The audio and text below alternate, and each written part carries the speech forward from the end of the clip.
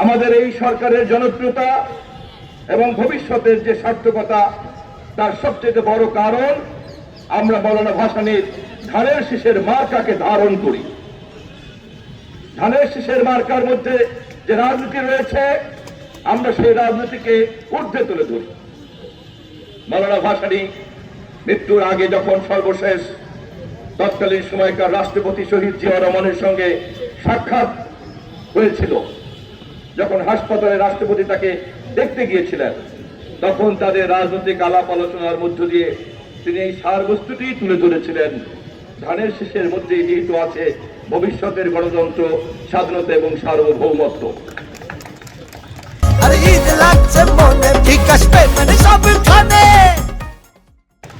এবং এই কথাই প্রতীকী অর্থে আমাদের মাননীয় প্রধানমন্ত্রী টাঙ্গাইলে বলেছেন, মৌলানা ভাসানী 1976 সনে হাতে তুলে দিয়েছেন ধানের শীষ শহীদ রাষ্ট্রপতি জিয়া রহমানের হাতে।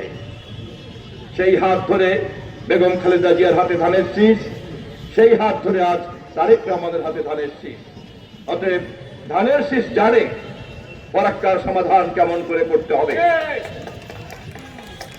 ধানের শীষ যেমন করে এবারের নির্বাচনের জনগণের স্বতঃস্ফূর্ত রায়কে পেয়েছে, দেশি বিদেশি সকল শক্তির সমর্থনকে পেয়েছে, ঠিক সেই ধারাবাহিকতাতেই ধানের শীষ ফরাক্কা সমস্যার সমাধান ইনশাআল্লাহ করবে।